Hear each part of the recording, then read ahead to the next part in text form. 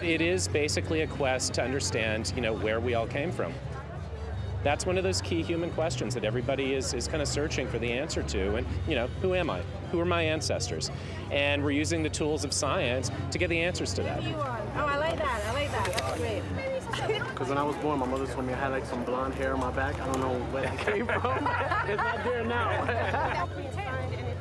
Now, hundreds of New Yorkers are lining up to get these questions answered too, and learn about their own ancient pasts. It's who I am. The more I know about my past, the more I can understand myself. Well, I think we were looking for something unexpected, because we sort of know where we're from, but, we don't really know where we're from. He's very excited about it, and he thinks that he's gonna change his life. Genealogy allows most of us to trace our ancestors back about 4 or 5 generations, to a great-great-grandparent, perhaps.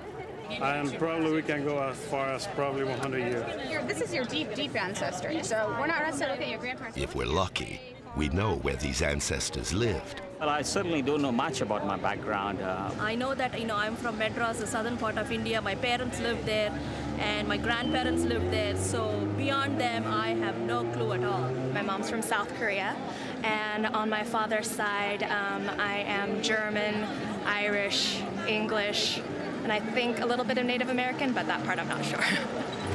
So what do you know about your ancestry? New York, that's about it. These DNA tests tell a deeper story. Rather than taking us back just a handful of generations, they take us back many thousands. I'm waiting for her now. She can't talk now, so I can abuse her. The cheek swab is basically a way of getting at the DNA history book that we're carrying inside of ourselves. All of that information has to be copied in every generation to pass on to kids and grandkids and great-grandkids. So we're carrying this continuous kind of genetic historic document that goes back through the generations since, tens, hundreds, thousands of years ago.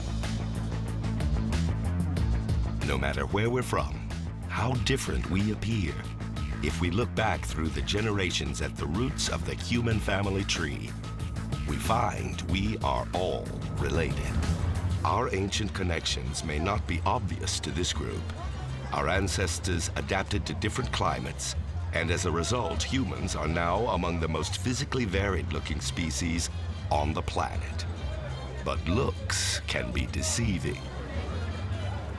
We're basically identical at the genetic level. I mean, if you look at the average person's DNA sequence and compare the same region to another person they're unrelated to, they're 99.9% identical.